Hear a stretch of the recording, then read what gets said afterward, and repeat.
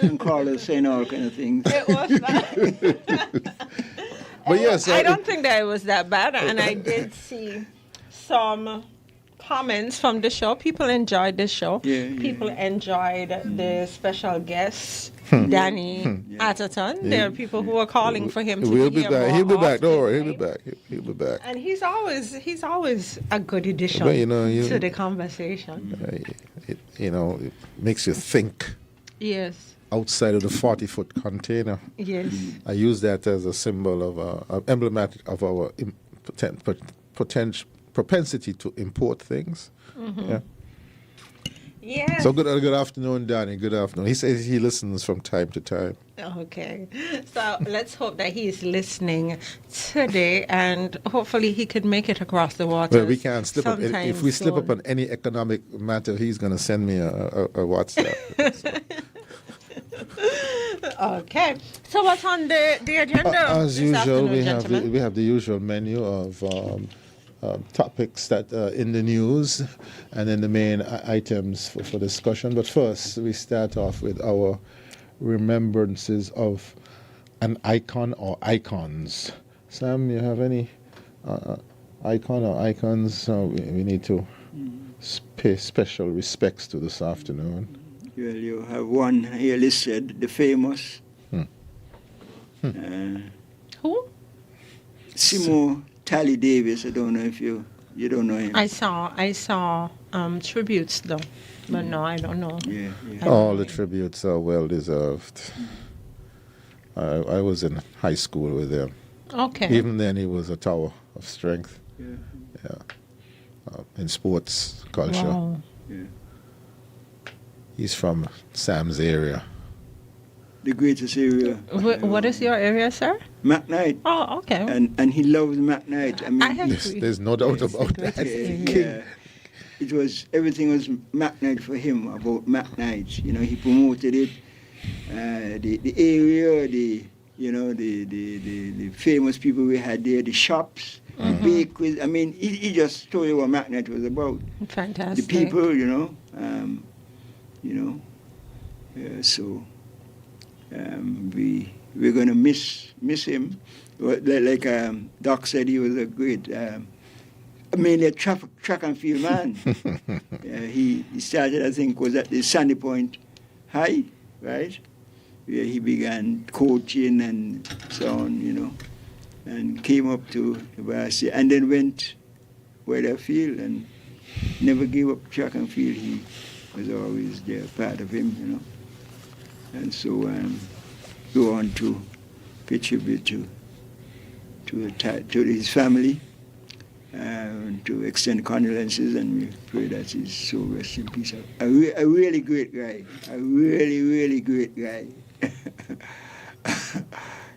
And the type of person who would not want you to be dwelling on grief and stuff like that. I mean, the family has to go through a process, but for me personally, I have nothing less than fond memories of the interactions with Tally Davis. Lived on the corner of Thibault Avenue and Central Street, right there in the corner. He viewed the whole of McKnight from there, So we send condolences to his family members and loved ones and the entire McKnight community. That's right. Yeah. I go thinking about people like Capone, Keith, up there in where he's been in the States. All those guys who rally around and were, really students of Tally and really looked forward and so on. So we hit up all What's the those name guys. of the book? Lloyd Hendricks and all those What's the guys. name of the book he wrote? Eh? The name of the book. He wrote a book. McKnight. Well, he wrote 2 books. 2 books. Okay. Yeah. We'll Two get books. get the names for you in a second. See if Yeah, I think he wrote 2 books. Freedom FM's AI has the names. Anybody else? And he, Go ahead. he listed all the famous McKnighters, Dr. Billy Herbert, Mervyn Lord, Dr. Lord, everybody.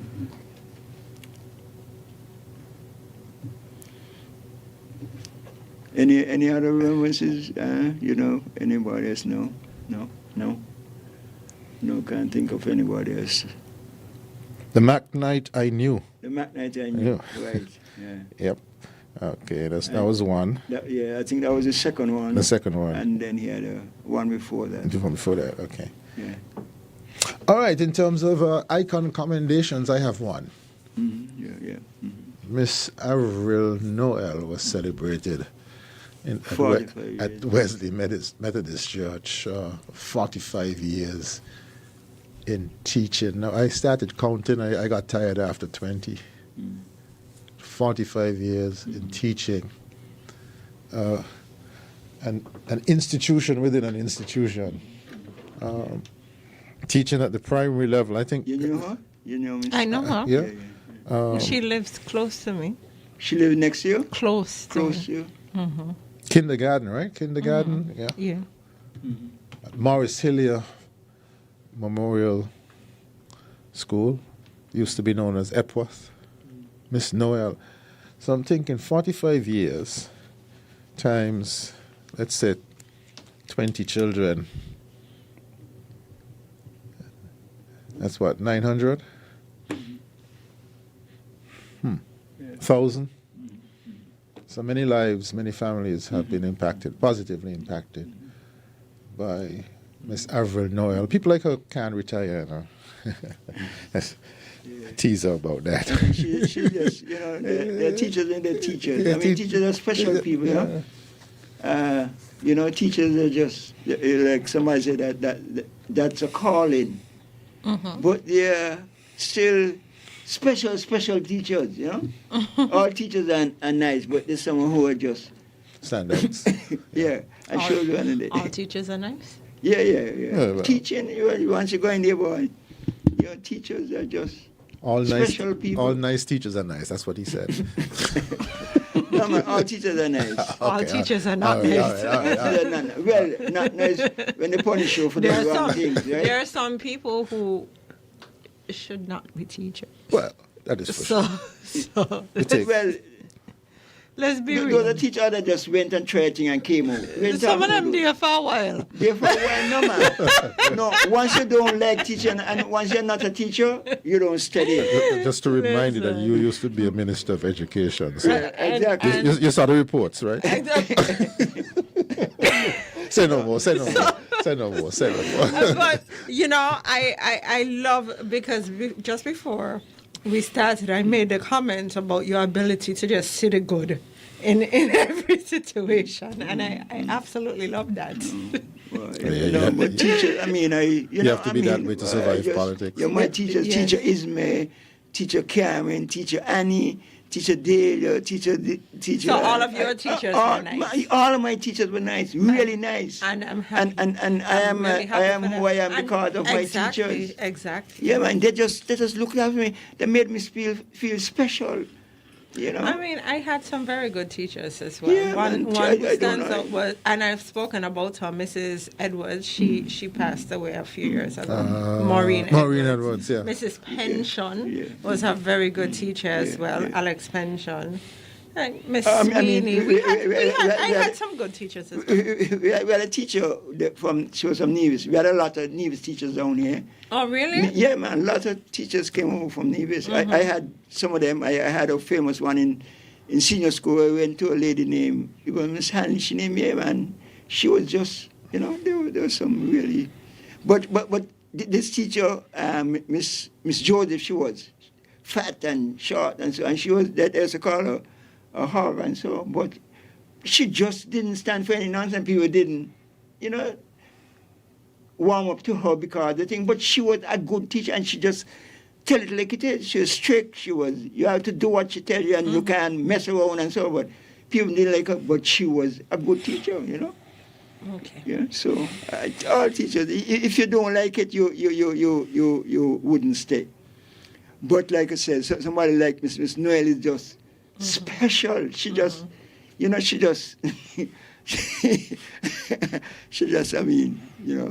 and I had the opportunity.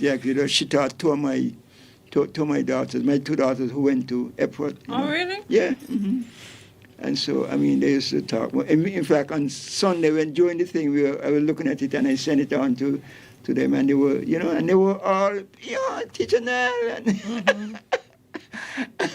Well, she had, like you said, Sam. I mean, she had the special magic. Yeah, man. Because really, I'm in the child care business, and if a child is fidgety, messing around, giving the mother and father a little trouble, ask, which school you go to? Morris Hill, yeah. Oh, I know Miss Noel, and they straighten up right away. No, Miss Noel. They straighten up right she away. Was magic. And kindergarten teachers are very important. That's where you learn to count. That's where you learn to read, to write. That's the most impressionable. Exactly. So, and that's where everything started to. I don't think I could have ever taught at a kindergarten level. Yeah, man. Oh, man. Right? You have to have a certain level of patience. Yeah. You have to be firm but loving because you have to nurture these children. Our teachers were nice. You were, I didn't even remember you were a teacher, That was a long time ago. So congratulations. Congratulations to Miss Avril Noel, and also congratulations to the Methodist community for this special outpouring of appreciation to her. Morris Hill is an institution of the Methodist Church. So, Miss Noel, you continue to fly the flag for others to follow, and may you continue to live well and teach. Yeah. Teachers, they're responsible for the world. I mean, definitely. Yeah. In the news. Here we go. In the news, quick items. Climate. June 1st marks the official start of the 2026 Atlantic hurricane season. And we are already seeing tropical waves. Already having tropical waves. Good news. Well, favorable news. The climatologists are saying that we will have an intense El Nino, which means that there will be greater suppression of hurricane activity. That's what the science is saying. Hopefully that so we keep our fingers crossed. Hopefully. Because we only need one storm. Okay, there you go. It only takes one storm. Just one. To wreak havoc across the region. One farm could just... And because of the wind currents, we will also see intense Sahara dust activity. I think we had a plume pass through on the weekend. Persons will be experiencing some itchy eyes and nostrils. So just head towards the sea, you'll be okay. Do you know that Sahara dust layer drops minerals on land? It's good for the plants. It also affects the hurricanes as well. That's right, the hurricanes. Mm-hmm. In the news, hantavirus on a cruise ship. The luxury cruise ship Honduras sailing from Argentina to, where were they destined to go? Spain? Right. When several souls came down with what appeared to be a flu-like illness, which has since been confirmed as hantavirus, which is contracted from rodents, rats. And one of the areas in Argentina where they embarked from is known to be endemic with a particular Andes strain of hantavirus. And so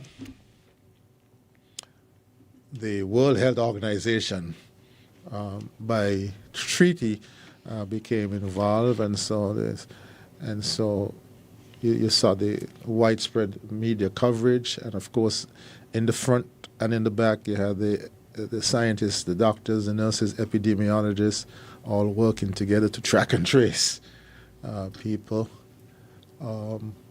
Word came that one of the persons who disembarked in St. Helena, which is a British overseas territory in the southern Atlantic, was a St. Kitts and Nevis national.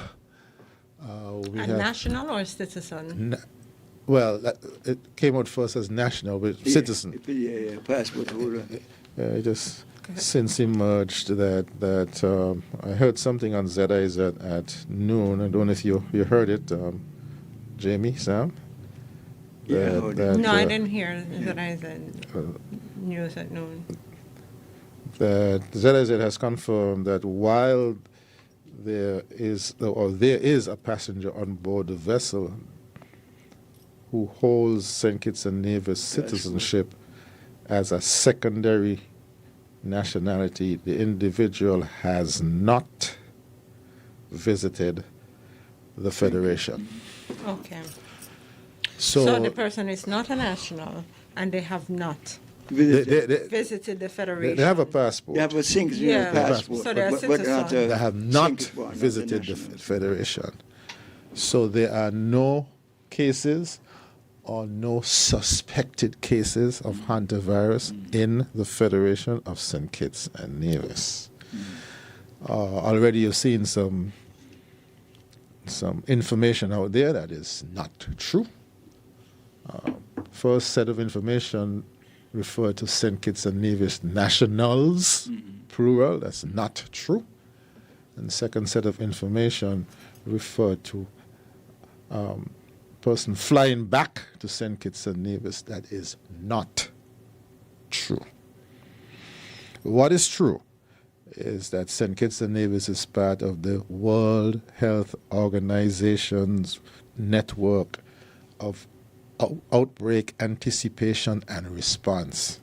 So whenever something happens in any part of the world, the Office of the Chief Medical Officer will know in real time what's happening.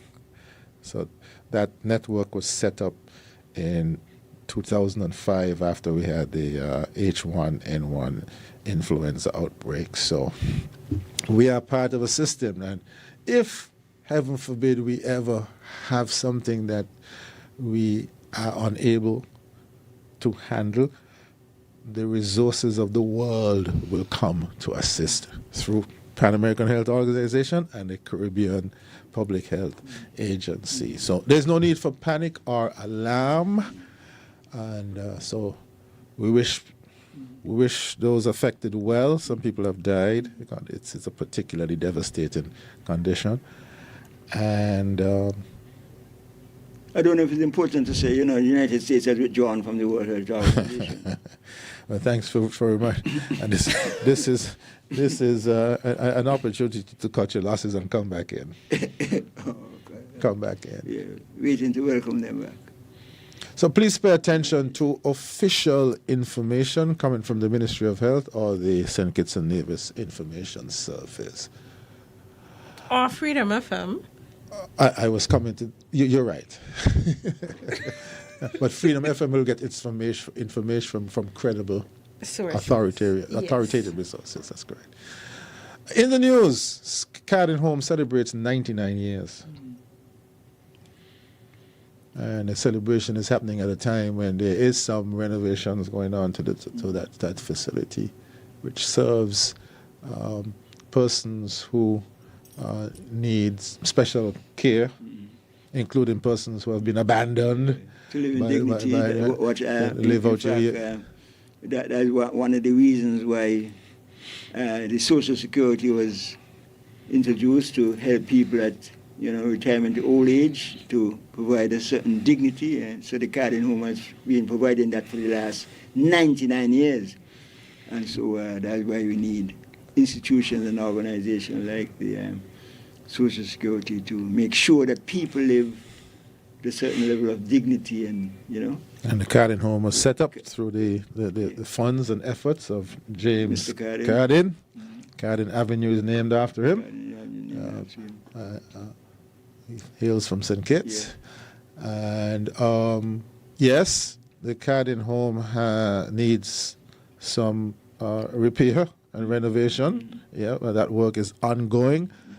But yes, considerable government and non-governmental efforts continue to be directed to the Carden Home so that people live out their years in dignity. That's right.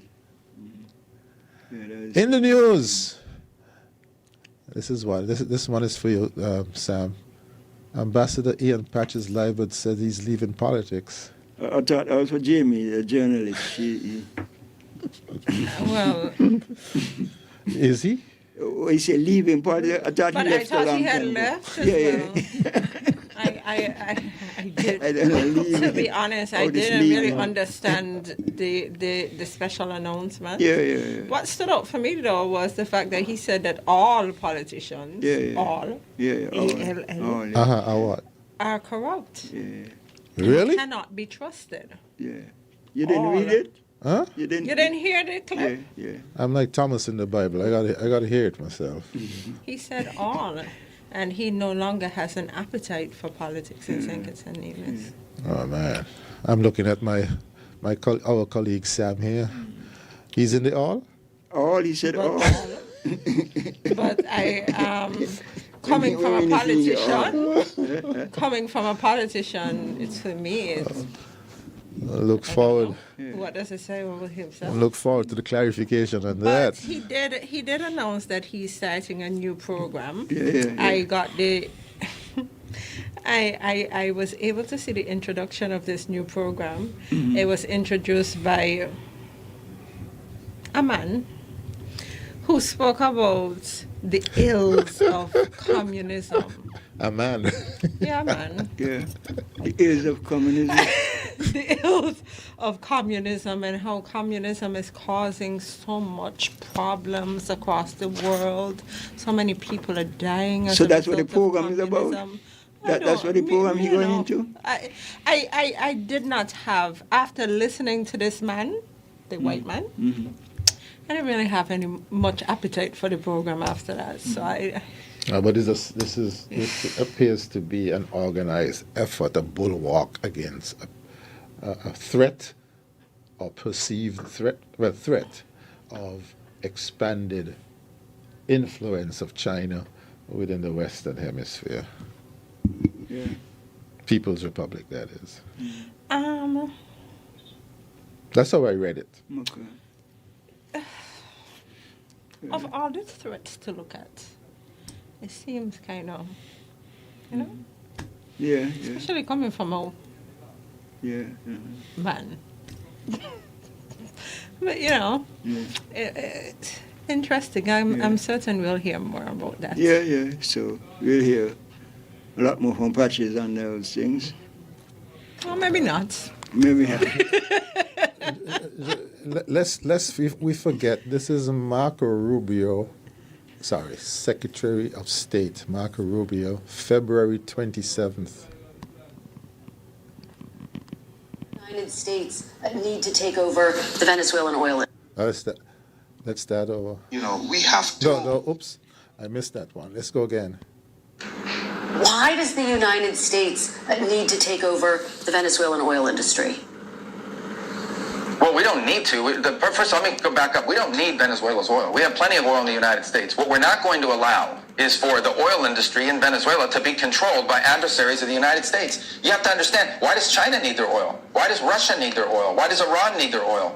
They're not even in this continent. This is the Western Hemisphere. This is where we live. And we're not going to allow the Western Hemisphere to be a base of operation for adversaries, competitors, and rivals of the United States. The podcast is entitled The Western Hemisphere. Yeah. So we'll see how that goes. You want me to tell you the bigger threat to the Western Hemisphere? Yeah. Anyway, let's move on. Because I just find it strange that people want to push this agenda in 2026. For me, it's taking us back to the early 80s. You understand? And I don't think the fear-mongering and the talking about communism, because it's such a bad, it's so bad, it's something that is necessary in 2026. I really don't get it. You have to find an issue and then link that to your military might and your economic designs. And then use a Caribbean person to help you. Maybe he put his hand up. Well, he's being used, whether he puts his hand up or not. So for me, it's...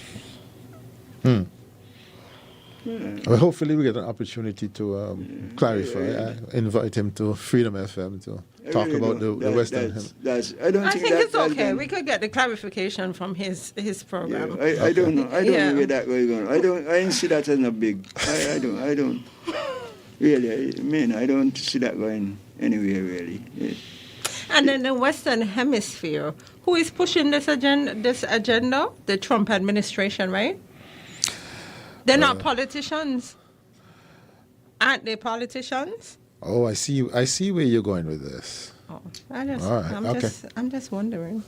Maybe the initial reference was to politicians in St. Kitts and Nevis. The others are what? The others are from other countries. Okay. White saviors. Issue number one, the United Nations Economic Commission for Latin America and the Caribbean put out an economic forecast, you cite? St. Kitts and Nevis projected to have an average growth in 2026 of 2.5%, with the Caribbean average, excluding Guyana, is 1.2%. So we are above the regional average, and Antigua and Barbuda 4, Barbados 2.5, Grenada, is that Grenada? Yes, 4, Guyana 16.3%. And so... Yeah, that's the oil. Yeah, all right, so we'll see how that goes, because what's the price of crude oil? It's below 100. I forgot to check it before we came on. But the Straits of Hormuz seems to be warming up, Jamie and Sam, in terms of missiles flying. And the fallouts already happening in the global airline industry. We have Spirit Airlines already declaring bankruptcy. Yeah, we did see the fallout from that. Some pundits, analysts are asking who's next, and 2 airlines have been called. Well, the last time I paid attention to this subject, Frontier and JetBlue.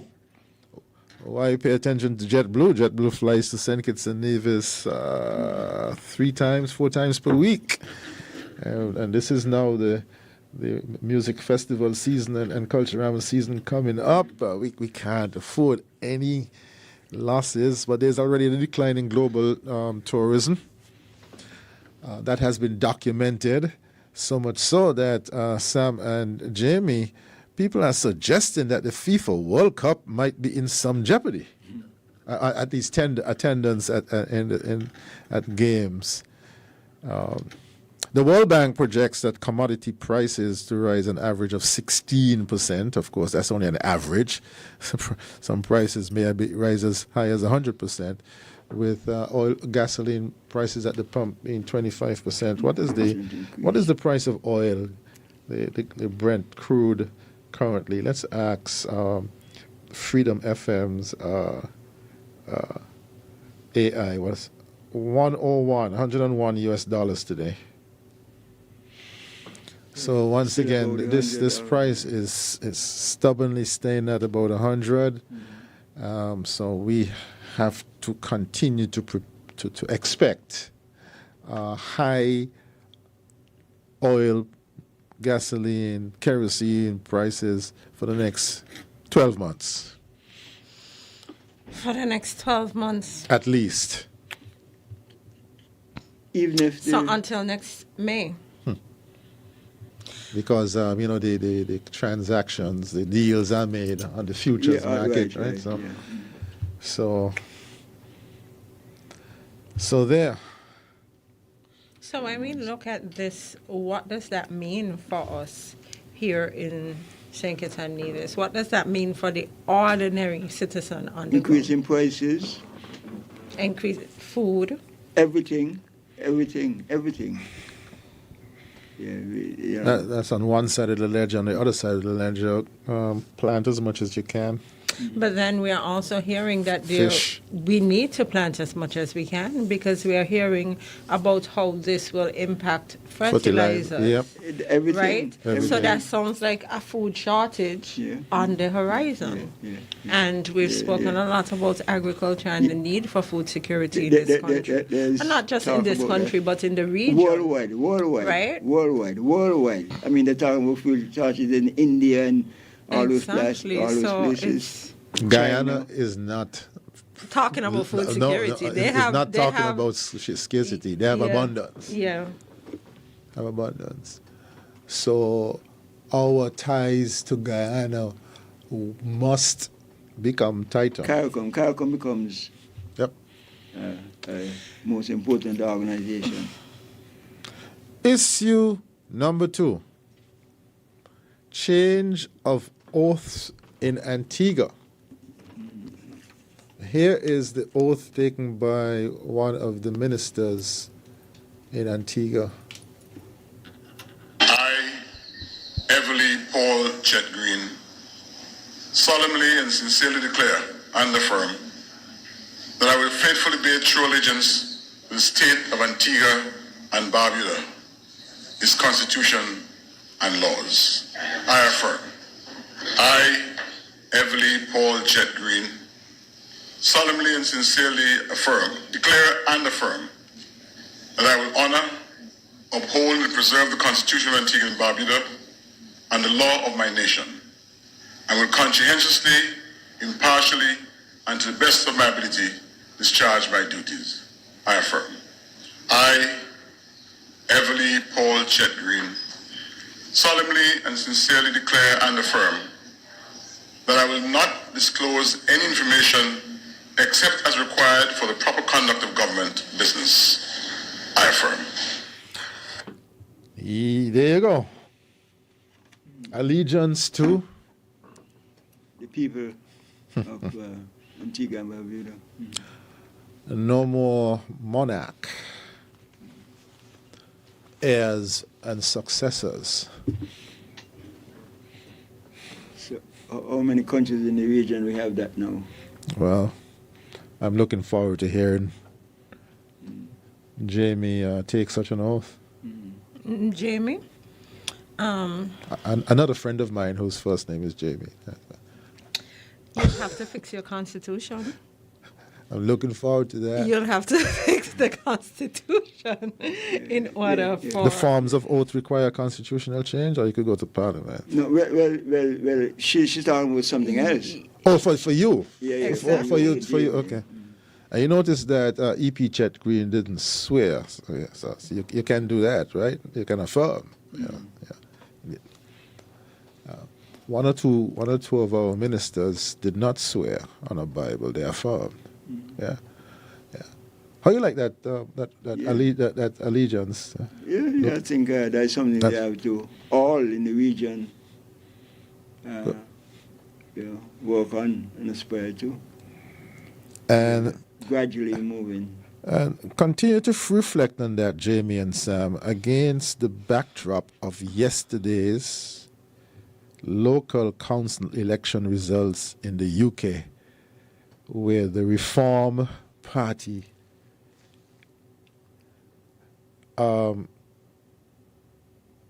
performed well. I'm putting it mildly. Reform UK. Reform UK performed well. The reports coming out of the UK that the Labour Party and the Conservative Party had a bad night. Reform UK is on the ascendancy in the UK. That's MAGA's version in the UK. What's happening in the UK? Sam, what's going on in the UK? Really, I'm a little bit surprised to see that, to hear that, you know. I can hear Jamie said, remember I told you so? Yeah, I really... Nigel Farage, have you ever paid attention to any speeches he's given? I've listened, I've followed it. I mean, I'm really surprised that, you know, that's happening in the United Kingdom. The anti-immigrant agenda in the UK is alive and well. Yeah. the Reform UK is not the word accused, is believed to be in favor of privatizing the National Health Service.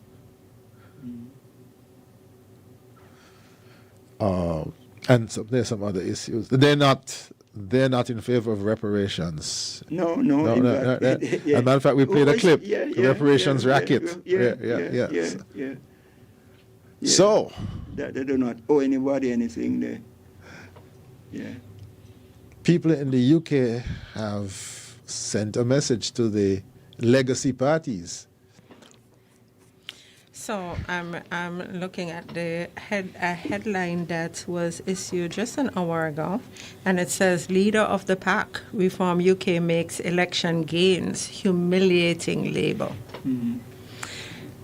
Again, I'm not surprised, because at the end of the day, I know that when you hear some of the comments that are quite frankly racist, and you hear some of these nationalist ideas, you know that they're going to resonate with somebody. And most of the time in these countries, they resonate with the majority, right? People are very threatened by immigration. People, they don't want us in their countries anymore. And because of that ideology, because of that notion that, people from the Caribbean and elsewhere from Africa, they're coming to take over our country, they're taking the jobs, they're taking the benefits, they're taking this, that, and the third. Because of that notion, once you go to the people with that kind of message, you will tend to do well. Yeah. We saw it in the U.S. Yeah. And, it's you still sound stunned. Yeah. You still stunned. Because, the Industrial Revolution, it is our people who, built that, yeah, and then we start. Who made all that possible, While many results from Thursday's poll in England have yet to be declared, the populist right-wing Reform UK party have made sweeping gains against the expense of Labour, which has so far lost some 300 councillors across 136 competing English councils. So what do you expect? Who is going to fall on this sword by Sunday? Well, we'll see how that goes. The leader is fighting. Keir Starmer, he can't survive this. Today he said no. He said he's staying on. This morning he said no. He is staying. Yeah. He has to be pushed. There have been so many calls for his resignation. Yeah. So many calls. Scandal after scandal after scandal. No, I don't know how he is going to bounce back from actual election results. Prime Minister's question time on Wednesday is going to be hot. It's usually hot, but it's going to be hot. I think that's going to be the test. If he survives until Wednesday will be the litmus test. Mr. Kondo, do you think that he'll survive until Wednesday? I don't. I think it can be a real challenge for him. I don't. But, the way he has, carried on since all these scandals, and he has been able to, I've never seen anybody. Neither have I. I've never seen anybody like that. I mean, especially in English. A cat has 9 lives. Especially in English politics, because you tend to see resignations quite quickly. Yeah, never seen that. And he has maintained that he's not working. Yeah. So I don't know. Staying, and he's going to work for the people. That's what he said this morning. So I don't know. He might have to do a patches. I'm leaving politics. Yeah. I think he has see to what do happens, because I've never seen anything like this. And he's adamant that he's not walking. Really? Yeah. I don't know. Well, those who don't walk will have to be pushed. Yeah. Because sweeping, we don't have all the results. I don't see how he could survive this, But I don't. Yeah. I honestly don't. No. But Issue number 3. Going back to Antigua and Barbuda. The question is... Somebody in the UK says, Keir ain't going nowhere. The man is lucky and shameless. Wait, no? He weak, but he bold. What? He weak, but he's he bold. bold. Listen, nothing. Weak but bold. Yeah. He's bold with his weakness. Yeah. Because I thought that he would have resigned weeks ago. Yeah, long time ago. You know? And he I've never seen anything like this. It's just amazing. This is local council elections. This is as close to the ground as you can get, right? And it's a clear message. This is like elections in a block within a constituency, within the boxes within the constituencies, and messages are being sent. Okay, so if the general election is called tomorrow, Labour loses. Definitely. Okay. Without a doubt. Issue number 3. Is proportional representation a good thing for democratic governance? Why is this? Last week, the Antigua and Barbuda Labour Party copped 15 out of the 17 seats there. The opposition UPP got 37% of the vote, 1 seat, compared to 3 years ago, 45% of the vote, 6 seats. 3 years ago, UPP, 45% of the vote, 6 seats, and had Labour on the ropes. Last week, UPP, 37%, 45 to 37, down 5 plus 2, 7, 1 seat. Begs the question, would it be better for these small, struggling island states, would it be better for transparency, accountability, people participation, if the parliament reflects the proportion of the popular vote received? Yeah, but you see, in small parliaments, proportional representation is really difficult, in terms of getting a government and, a cabinet and so on. I mean, How? If you say proportional representation, if you say with 45% of the seats, 48% of the votes, they got 6 seats, right? If you use that as a standard, that's kind of reasonable, right? And now they get 37% with 1 seat. 1 seat, maybe. I see what you. 37. They should get 2, 3 seats, 4 seats, right? Yeah, I see that. I understand. Bermuda has a population just around 60,000, and there are 36 members of parliament. How much is it? Bermuda. How much? Oh, the population around 60,000. 60,000, and they have 30 members. 30-something members of parliament. That's it. I think, these small parliaments, proportional representation is kind of, desirable. I think you want bigger parliaments. Because you need a backbench. You need a backbench. Yeah. You need more to choose from in terms of a cabinet. Exactly. Yeah. And not only that, but you need true representation. When even looking at the backdrop of St. Kitts and Nevis, when you look at the constituencies, there are some constituencies that are far too large. Yeah, and that's the thing. You're talking about that. You're talking about the elect boundaries reform. Exactly. I mean, we should have done that. I mean, we are running on these boundaries for the last what? Well, from 1984.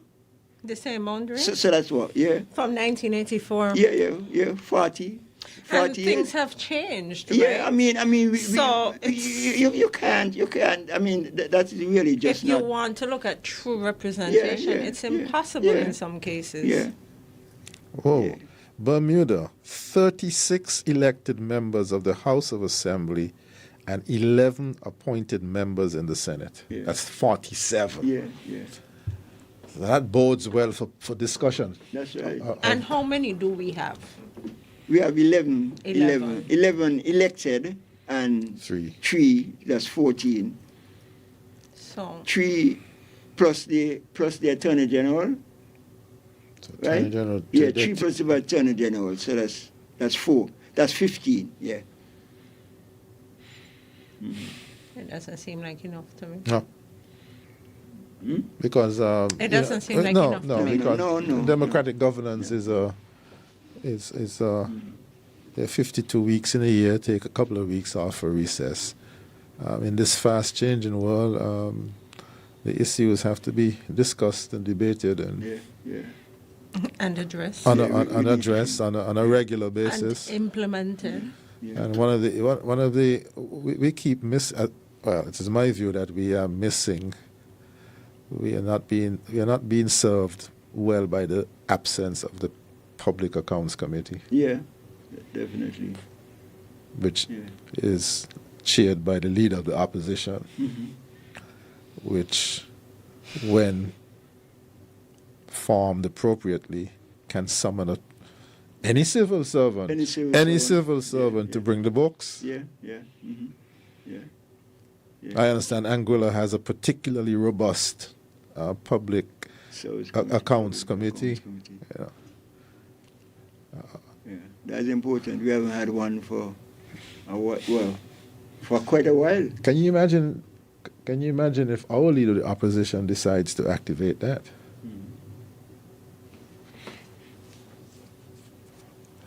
No, we want some electoral reform, and we want some in terms of electoral boundaries and management of our electoral system. We need that seriously. Is one of the reasons why we brought this up. This is one is more tongue in cheek. Jamie and Sam, as you know, as you walk the street, people stop you and say, "I want you to discuss this. I want you to discuss that."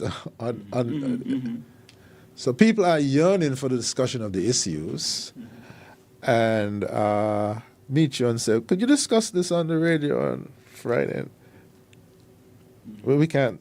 It's difficult for us to discuss everything, but if you have a robust parliament, there can be more petitioning for the discussion of the issues. Yeah. And even though we are small, as you can see, we are a small fish in a big pond. You have a lot of issues to deal with. I mean, even the electoral thing, on the increase in the seats. I mean, the Constitution says. I mean, that's something that I really. What it says again? It says that if you increase the seats by 1. Whatever you increase by, NIBIS must have no less than 1/3. 1/3, yeah. No less than No less than 1/3. 1/3. I mean, that doesn't make sense, really. But if you were arguing for NIBIS, that makes a lot of sense. Yeah, but if you're talking about the representation, you're just talking about that. No less than 1/3. Yeah, you're just talking about that. So if you go to and Jim was talking about the unequal size of the constituencies. So if we go from Nevis has a quarter of the population. Yeah, and in fact, one of the seats in Nevis is what, less than 2,000 is the only constituency in the country less than Nevis 10, Gingerland is like 900 and something. Yeah. That's the only constituency that is less than 2,000, and you have what number 1 and number 8. And number 2? 8 was almost 9,000. Yeah. Number 1 is close to 8, 2 about 7. Yeah. And Nevis 9 was like 6,000. Yeah. So But again, we have to have politicians who are motivated to move towards these reforms. motivated. Yeah, motivated because they don't Pushed seem or to be pulled? motivated. Pushed or pulled. We need to motivate them. Okay, because Right? Because we hear, I have been hearing about constitutional reform for how long? We hear about this every election cycle, but it does not seem to be a priority for our politicians. And again, I'm going to say it, and I said it the last time, and people got offended. Which but the Constitution benefits the sitting government. So in many cases, whilst you're in government, you don't really have the appetite to make any changes to the Constitution. And maybe that is a part of the problem. Right? We as the people, we who are voting, we need to make our leaders understand that this is something important to us. So we need to push them to do this, because if they don't see it as, oh, well, people don't really care about that, nobody voting about that, right? If we move from 11 seats, then there won't be more. They won't have the appetite for that. If we move from 11 to 13, and Nevis has no less than 1/3, how many would Nevis have? You will have 5, right? If you move to 13, Nevis will have 4. 4. And St. Kitts will have 9. No, if you move to 13, 9 and 4. Yeah, but... No, Nevis will have 5. You're correct. Yeah. Nevis will have 5. Yeah. So Nevis will move from 3 to 5, and St. Kitts will stay at 8. Yeah. If we move to 15, Nevis will stay at 5, no less than 1/3, and St. Kitts will be 10. So you have to increase it by 4 in order to... in order to make any change. in order for St. Kitts to benefit, in order for St. Kitts to get 10 seats. If you increase it by 2 Nevis, you'll have to get the next 2 seats. If we go to 30, following the Bermuda trajectory, Nevis will be 10, St. Kitts will be 20.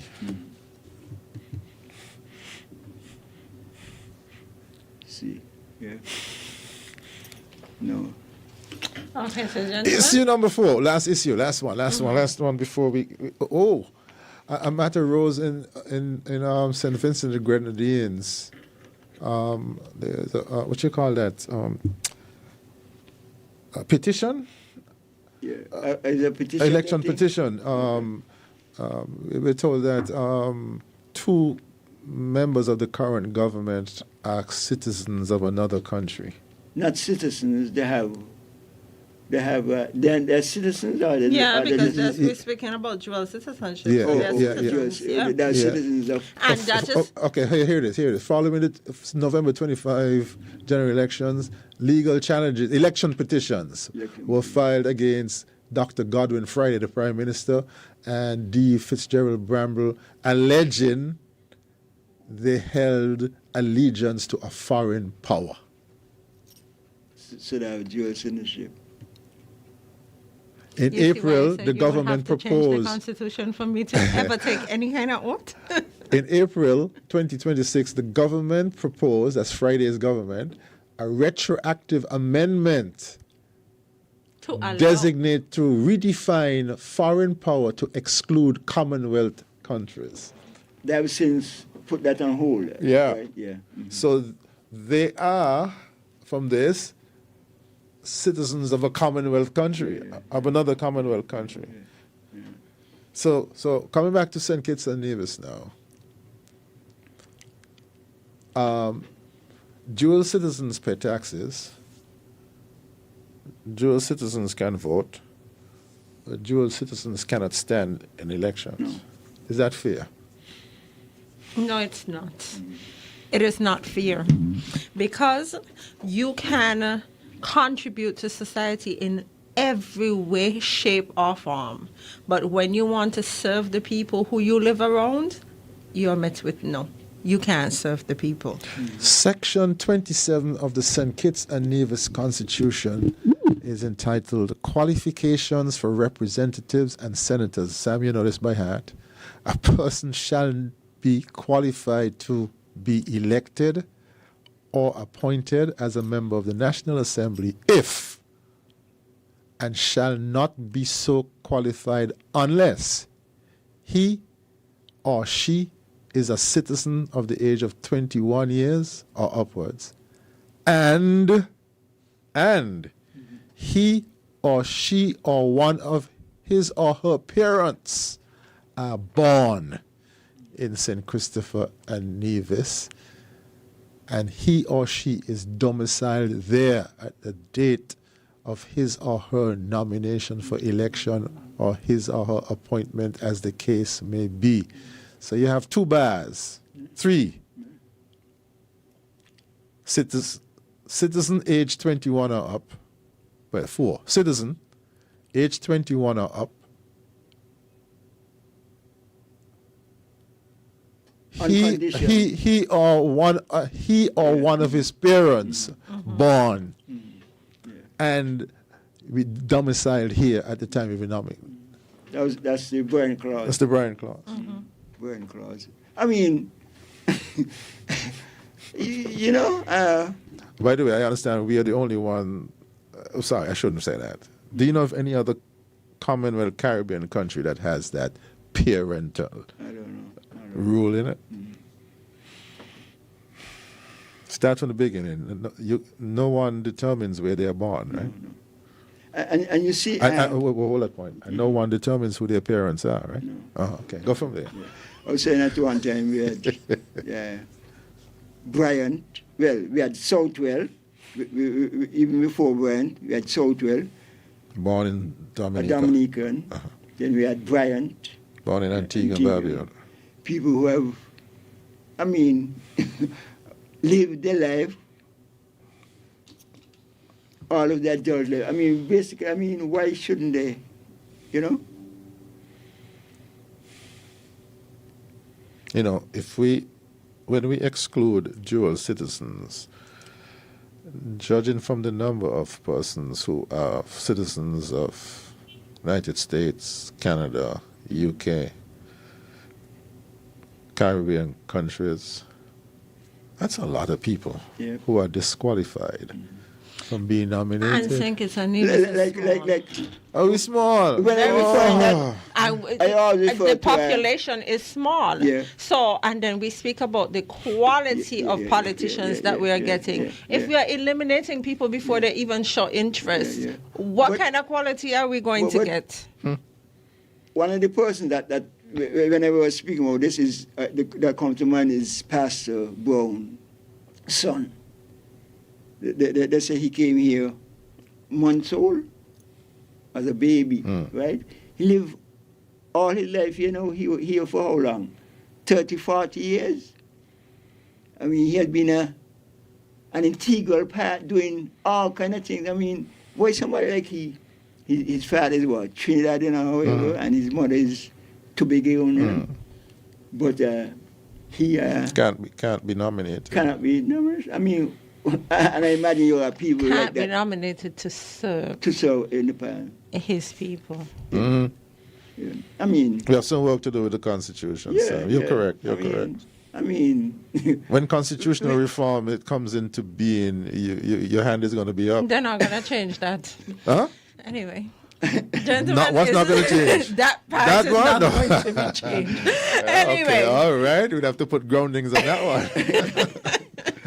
No, but I'm serious. I don't think that there are many people who would want to change that. Why? Why not? Why not? Because Why not? Because I hear how people listen. You remember the Aspire program when we were speaking about Aspire? Yeah. Do you know that we had callers who called into the station who said that children who were born here but their parents are not from here should not benefit from the program? And what was the rationale for that? I don't know. I couldn't follow that one. Let's go into But this is how many of our people think, right? So many of our people are not against that clause at all. And that is why I am... You are denying your country and you're denying yourself. I am not disagreeing with you. I am saying that there are many people in St. Kitts and Nevis who would justify xenophobic. Yeah, I don't know. And I think they're going to change. They will change their mind when they are changing their mind because they understand that Social Security cannot survive with the current. They understand that? Yeah, I think I don't so. think that conversation has happened enough. Okay. All right, I hear you, but I don't think so. I don't think that has resonated with the people on the ground. as okay. yet. So when the public consultations resume, we'll see how that we'll test that. But I have some faith that people understand that, that social security is imperiled by such narrow thinking. Okay, gentlemen, let's take a short commercial break because we only have a few minutes left. We'll take the short commercial break and we'll be right back. FreedomFM1065.com. From St. Kitts and Nevis to the world, Freedom FM 106.5 FM. Every day we're faced with choices to spend or to save, to delay or to stay on track. It's discipline that shapes our future, because discipline means making the choice today that pays off tomorrow. Remember, discipline, choice, pays. A message from the Development Bank of St. Kitts and Nevis. Have you heard that Mind, Body, and Soul is back? Yes, Mind, Body, and Soul is back on Sundays at 4 p.m. only on Freedom FM, hosted by the inspiring Julie Charles. This is your go-to show for thought-provoking and uplifting conversations. Every Sunday, dive into topics that nourish your mind, body, and soul, from wellness tips to personal growth to deep conversations. Julie brings you the stories that inspire change and spark reflection. Don't miss out. Tune into Minds, Body, and Soul on Sundays at 4 p.m. and let Freedom FM guide you to a more balanced and inspired life. Minds, Body, and Soul on Freedom FM Sundays at 4 p.m. Get the Freedom FM app now. Just search Freedom FM app on Google Play or the Apple App Store and start listening today.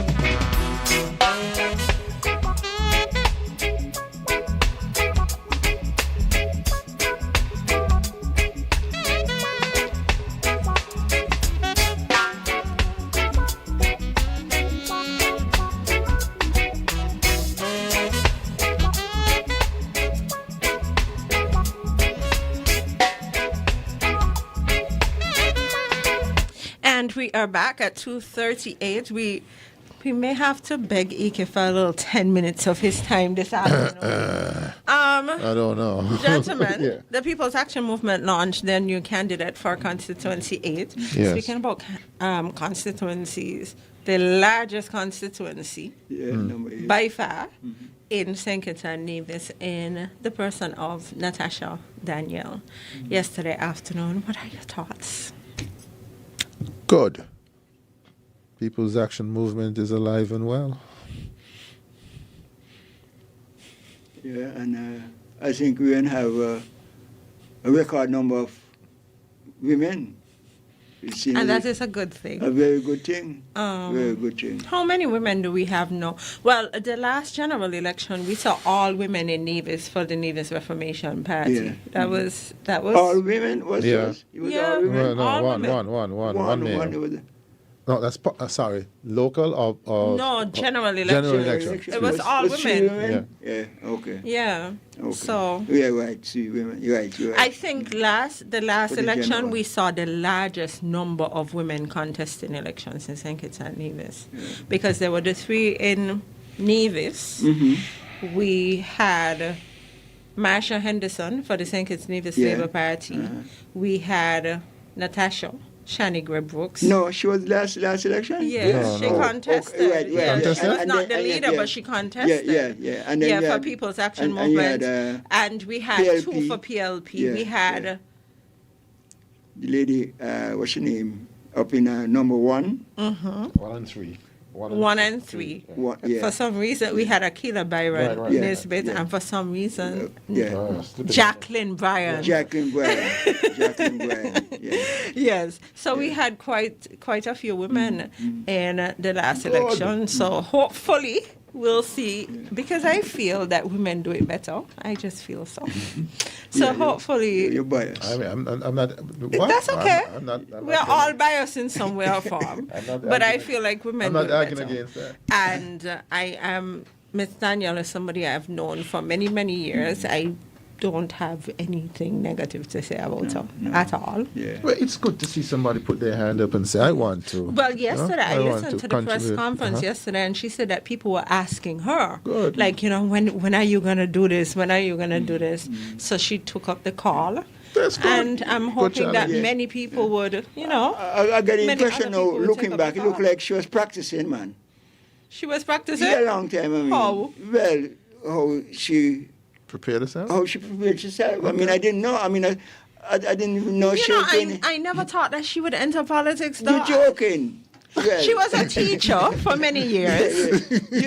She was a teacher for many years. Yeah, Then she was at agriculture. Yeah, uh-huh. She just didn't seem to have political Always. aspirations for me. Yeah, to me. well, I don't know what you mean, but she But was always- you have a better perspective to see.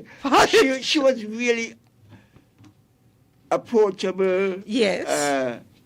But you don't really- I mean, she was just Always friendly, always down friendly. to earth. I mean, But yeah. at the same time, when I see that, I don't see politicians. Yeah, but yeah, okay. listening to some of what she had No, to say, she has people skills, man. Yeah, but- has- listening to some of I what just she had think- to say and how she said it, you could see she's organized in her head.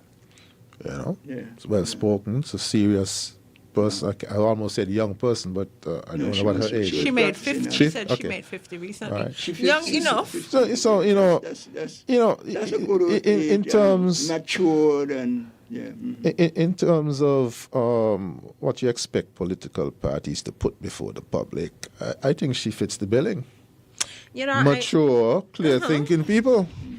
And she has a strong record of service. Right. She said she wants people to refer to her as the help. I listened to the press conference yesterday, and I think her addition added some energy to the press conference. Everybody seemed to be a little bit more energetic. I don't know if it was just me seeing that. And, I wish her well.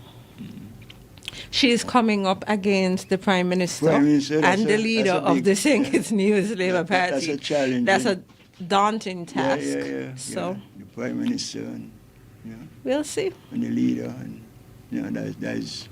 It must be a contest, and there must be no coronations, and we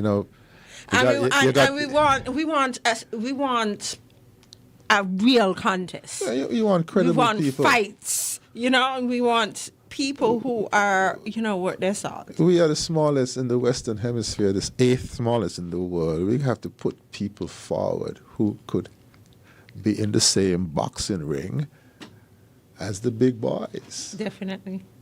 Serious, Big clear boys thinking, or big mature, girls. systematic. Yeah, yeah. So the more political parties can do that, the better it is for our... We don't want too many political parties. Well, you know, okay. we also saw some new candidates coming forward this week in some God's children. Yeah. We saw God's daughter and God's son. What's that you're talking about? Yeah, we saw some... Yeah. In Constituency 4 and Constituency 7. Yeah. No, it's not a party. They're independent candidates. Oh, that's good. That's good. Independent candidate. I thought they was coming together. The poster you sent me said independent candidates. Okay. But one is God's son in God's 4. daughter in Constituency 7, right? Yeah. And God's son in Constituency 4. So we could speak about that. Well, I'm looking forward to their interview on issues. So we can, see what's, because again, the future of this country relies on having clear, mature, serious systems, thinking, humble, accountable persons. Holding the reins of power.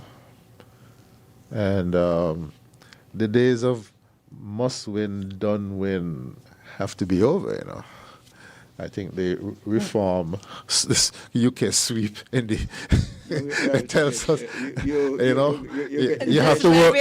This may be a conversation for you have to work hard for every vote. Do you think a reform SKN may be successful within our context? A reform in what? Reform SKN. In terms of what? What's the similar to Reform UK? What's the platform? Not here, not in this country. No. Anti-immigrant? Yeah, not in this. Not just anti-immigrant, but right wing. Somebody a disruptor. Yeah. No. But is Reform UK right wing? Make sense. If right wing, you want more right wing than that? Extreme right. Extreme. Yeah. Make St. Nevis great again. Right. Tariffs on food from Dominica.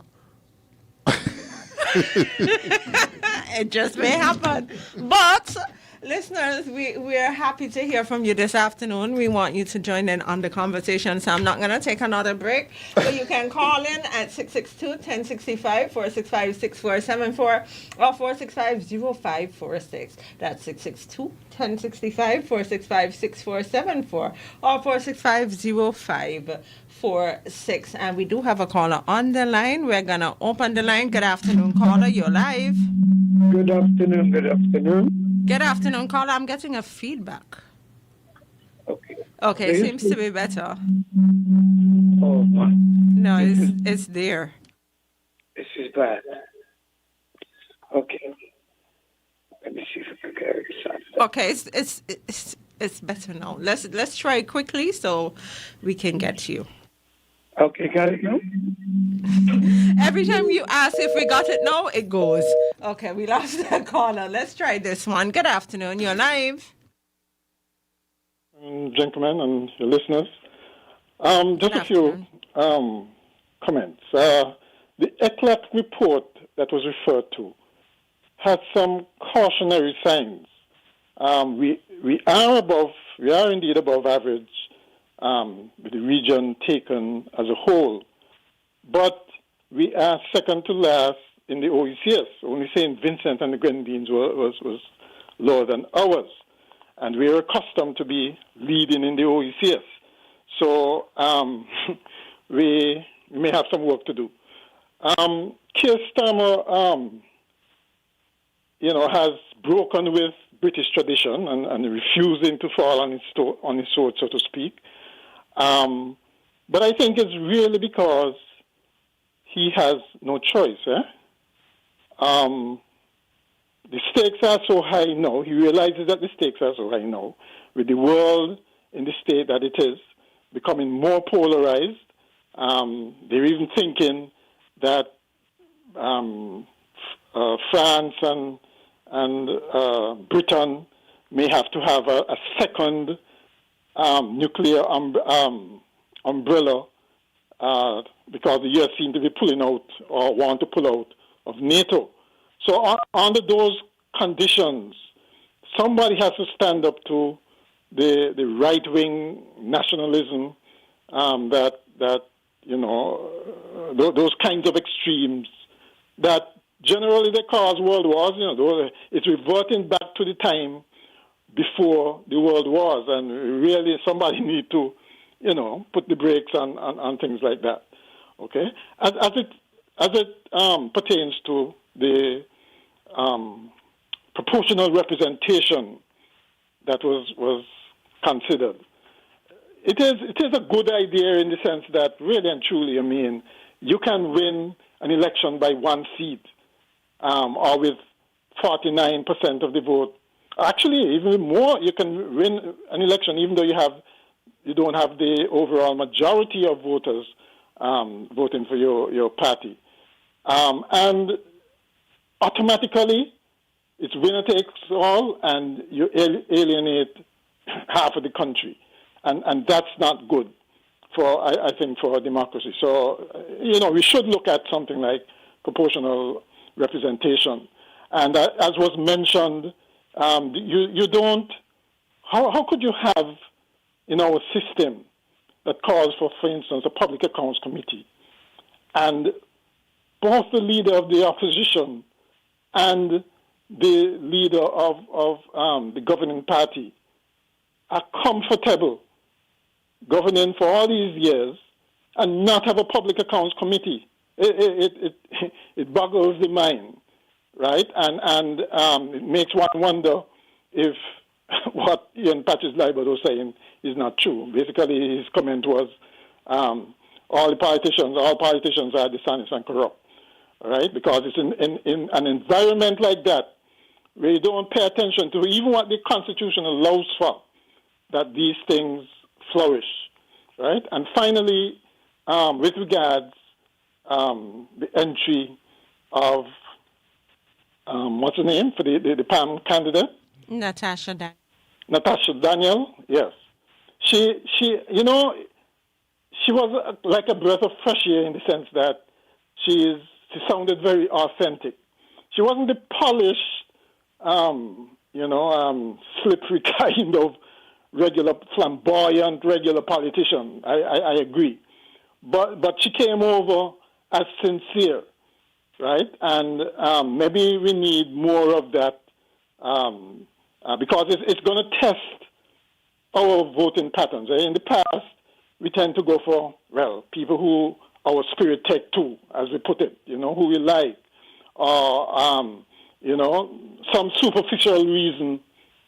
And this time around, with the state of the world as it is, we have to think very seriously, long and hard, as to who we're putting in there to represent us, and especially in the outside world. Mr. McMahon, are you of the view that Patches was justified in saying that all politicians are corrupt? No, I don't think all of them are corrupt, but I don't think we could just dismiss the comment, right? Because he was a politician, he was among politicians, and he must have seen something that he didn't like. We can't dismiss the comment, but coming from a politician, to me, is all the more reason it spoke volumes. No, well, yes, exactly, right? And interestingly enough, you could regard it as a parting shot, where, I have nothing to lose by coming out and saying this. As a matter of fact, I might be taking some revenge on some people who used to accuse me of pretty much the same thing. Those kinds of things, right? So we can't dismiss it, and we should not dismiss it, and it's all the more important why we should make sure that our governance systems, our checks and balances work. I don't think they work right now, to be quite honest, to be frank. Right? There's too much of the same things that we used to be critical of in past years that continues unabated. And have you seen anything about Philip Martinez being involved in this podcast? I've seen that these days with AI generated stuff. You don't even know what is true, right? You never can tell. I know. But it would. What I find interesting, okay, is this Western Hemisphere thing, right? And why patches would have been selected to represent that. I mean, because you need a black face. I noticed, for instance, that you need a black face. Well, the thing is, I noticed that the white face, if you want to put it that way, is an ex-CIA operative or something like that. And, you have to wonder what exactly is behind this. It is more in the mortar than the pestle, put it this way. But we'll see what it comes with. If, for instance, it is if Martinez is involved, you'll know straight off because he's going to be coming straight at what happened in St. Kitts, taking revenge for what happened to him in St. Kitts. But then how do you do that and link it to the communism aspect? The communism aspect? Yeah. I think the communism aspect is kind of outdated. I don't think it's so much that. It's more a case of hegemony, where our big brother to the north want to make sure that the siblings down there stay in line, kind of thing. And no, I definitely agree with you with that. Yeah, but they're speaking out against communism and the ills of communism in 2026. And for me, of all the threats in the world, yeah, we are the communist nations these days. That is so passe. That's you said 1980s, I said 1950s, right? Because not even China is supposedly communist. Do they still talk of Russia as communist? I don't think so. They don't have those systems, certainly not in the economy, right? They may be adversaries, but not in terms of ideology, I don't think. It's more in terms of competition. But we'll know straight off when he has his podcast, if it's really geared to the Western Hemisphere, really geared to all of those people in South and Central America, as well as just restricted to the Caribbean. That is going to be a big, it will be interesting to see where the route that he takes with this, Yeah, we'll find out. Thank you so much. Thank you. But you can bring him in, as was mentioned, why not bring him in for an interview? Why not interview him? Thank you so much for your contribution. Okay. And we'll hear more from you next week during Issue. Right. Let's go back to the phone. Good afternoon. You're live. Greetings, Serena. Greetings. How are you? I am well, once you are. And I am well. Give thanks. Extending the greetings to the market visiting doctor and to Sam. Sam and others in the McKnight community and surroundings, and especially families, those families, friends, all. And more heartfelt condolences with the passing of Simo, Tally. Yeah. Them kind of people, let me say it already, people like, because they hardly find them people, these kind of people are real, like full moon, kind of people are not pushing death. Yeah. Even though people don't say you have to death to live again, to get the eternal life. So, Tally come again. Yeah, in a different generation, And more article condolences for families especially. Yes, families especially. Here in St. Kitts and beyond, And as we said that, we meditation go upon Ellie. And we said Ellie to the past, yes, so. Ellie to the transition, yes, so. Me don't know why we failing to tenaciously and rightly and fraternally and lovingly embrace the natural resources. We choose to embrace someone, terrible. And let me move on, because we got nothing to talk, You're following in the reason there behind the virgin there. The World War talk remind us of when Herbert W. Armstrong had the world listen to this little Ethiopian emperor. When he went to talk to the United Nations and had the world listen to him, there would never be a second World War. So in these times when we are on the brink of that, there is people out there who saying peace in our heart. And the word and the card better be readed because wanna pretty enough. Wanna pretty at all. With the sound both all politicians go up. All politicians no go up. And then next thing too, there's people who blame politics and those not politicians. Me make myself experience it. So yeah, it no go so. It no go so at all. Because people who different. Yeah? And as we go there, Sylvester Minister style system politics. Once you watch places, do because remember another thing, leadership family, we who them pack up like humans, cargo and take from the right moment. Leadership family, number of the system out. Until the right places get in the right places, you don't reach up on the vote. Yeah, don't reach to that. Once the right places, don't get in the right places. Because once the right places in the right places, in any network, things go right. Things go right. No one becomes invisible. Like the brethren in the part of the continent to say, no one is invisible. And that's what we need. Yeah. We reach your point now, we say. We know the reason why you go about oil and this and food and cheddar. Who is the owner to the oil, the gold, the diamond, etc., etc., etc.? Who is Earth's rightful owners? We could partner them questions. The question they go to we and them. Yes. Doctor, not a visiting doctor, a few programs are going on. While we discussing the crime thing and the burden, so you use the word beef. So when one got a beef with a one, then the reaction, and other people will call it other things, but all together, whatever the thing name when you call them, we see it as polite violence, whereby it leads to the bloodletting violence. That's what we say now. Let me keep down the polite violence. This thing about walking and looking for, we notice that we think it's a lot. People coming here from all over the place and try better them life. And think it's, most of think it's people them. Just walk look trouble and walk with trouble and make trouble. And you realize that when you look trouble, you get it on the double, sometimes all triple and more. We need to point another reason know about littering. Solid waste. Okay, caller, quickly, because we've got to go. It's after 3 already, okay?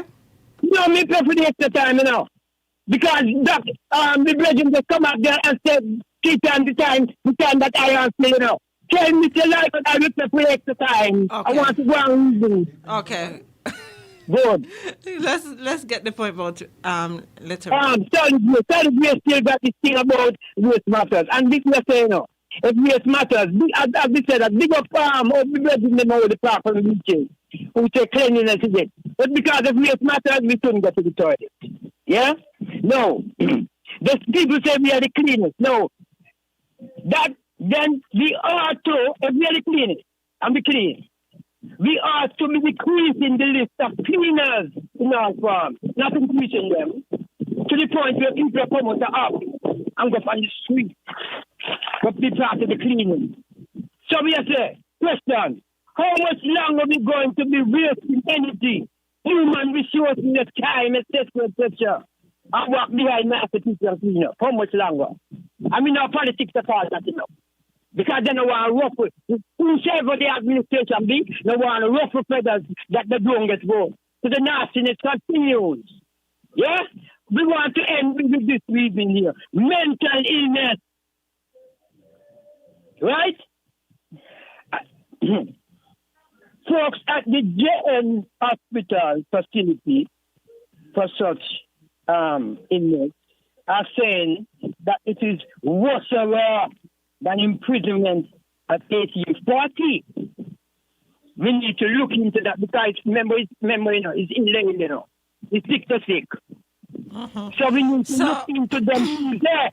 So we have Dr. Martin here, and Dr. Martin, Dr. Martin started the system. Yeah, So but he's going to take the message to the system because he's part of the system. I am talking not just to Dr. Martin, I'm talking to all and sundry.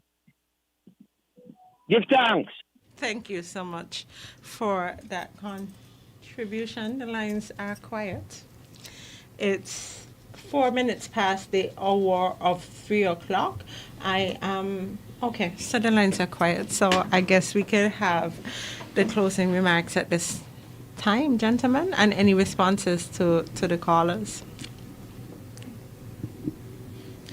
Yeah, well, thank you very much, Jamie, for again facilitating. I enjoyed the program and the interventions and the predictions that the Prime Minister of UK will resign by. Speaking on the adjournment, the ECLAC list. The position of St. Kitts and Nevis was described as last in the OECS in terms of economic. Last or second to last? Second to last in terms of economic growth, but we have to look at that in context of the fact that we were last to open the economy after COVID. The IMF put out a report recently which is positive about the outlook for our economy in 2026, terms like continued recovery and special mention of stay-over visitors, construction, and the like. So let's keep our fingers crossed that despite the prevailing headwinds, excluding the oil price, that we don't get real headwinds like a hurricane, because a strong hurricane will set us back 10, 15 years. So we continue to pray for the continue to pray for the continued recovery of our economy, because the economy is the source of our jobs and livelihoods. One person that was I didn't include in the list of remembrances is Sir Cutwin Lake. He passed away in Antigua. He served briefly in Nevis as a surgeon at Alexandra Hospital. There's a special memorial service taking place in Anguilla for him. The official funeral is in Antigua sometime in June. So folks in Nevis might remember Dr. Cutwin Lake, who served at Alexandra Hospital as a surgeon. Finally, congratulations to the people of Connery. Is Connery in the Final Four? No. No? Keon, Newtown, Old and St. Peter's. Okay. Congratulations still in order for people of Connery. Your long-awaited health center has been announced. The construction thereof. For years. I'm in the system since 1989. For years, it has been known that the people of Connery need a community health center of their own. Currently, they journey to Bastia, but there are some services provided in the community center in Connery as a health outpost. But Connery now includes Half Moon and, subject to correction, Canada Estate. The registered voters in that area was about, the number of registered voters in the last federal elections was about 1,200, just south of 1,200. And when you add the number of children in that area, Connery is a growing town. Well, village, big village, right? And so, consistent with our principle of primary health care, meaning putting health facilities close to where people live and work, Connery deserves a health center, and the Prime Minister and Minister of Health and the parliamentary representative for the area has said publicly that he will deliver that. And when the Prime Minister was speaking, he was surrounded by the technocrats, technical people and administrative people in the Ministry of Health plus Public Works, which means that the Prime Minister was speaking to advice. Thank you very much. And happy Mother's Day to all mothers. Mr. Kondo? Yeah, just to continue where Dr. Martin left off, I think it's so natural that we have a health center in Connery. In my view, I mean, and I'm not speaking as a physician or anything, but it just seems that it has completed the circle of health centers around the island. I mean, you know, one might wonder why Connery didn't have a health center before. And like Patrick said, it's a growing community now, and it just seems so natural and, you know, the right thing to do. So I want to congratulate the health authorities for making that decision. It just seems so natural and for us to do. So I want to and the people of Care, and I'm sure people like, you know, well, Desmond ain't not going to be able to hear us, but there's nothing. Clapping is great. but he would be pleased that something like that is happening. C.J. Kapas, representative as well. Hamilton, I'm sure all those people are really proud that this thing is happening. Honks, he'll be clapping. He'll be clapping too. It seems like a good thing. And I want to close by, again, speaking about the economic challenges that are facing the region, the world, but Singapore in particular. I think we have to pay attention at, you know, what's happening in terms of taking our country forward. And I'm sure the government is going to be paying really attention now in terms of the economic development. We just had the IMF report, and from all that I've heard, there is lots of work to be done. And I want to bring that attention to the authorities that we have to think seriously about where we go forward in terms of the economic development of our country. Okay. So, ladies and gentlemen, that is how we're going to end Groundings for this afternoon. I want to thank all of you who chose to spend your Friday afternoon with us. Groundings happens here every Friday afternoon on Freedom FM, and we are inviting you to join us again next week. Gentlemen, thank you so much for being here, and we look forward to hearing your input, your insights, next. Yours too. I'm not certain if I'm going to be here next week, but whoever is here, Dr. Martin, you just may be in this seat next week again. No. So, You are traveling? You're going anywhere? I'm not certain if I'm going to be in the chair. Okay, you not there. Okay. Right? Okay. So Dr. Martin may just be here. Who knows? Yeah. But we're asking our listeners to tune in regardless. Thank you so much for spending your afternoon with us. If I do this too often, might have to join you full time on the staff. Well, I mean, that could be worked out. What you want to be? Medical... No. Contributor? Medical consultant? Change of assignment. Coming up next, we have Island Rhythms hosted by EK. Freedom FM is life. 106.5 Freedom FM.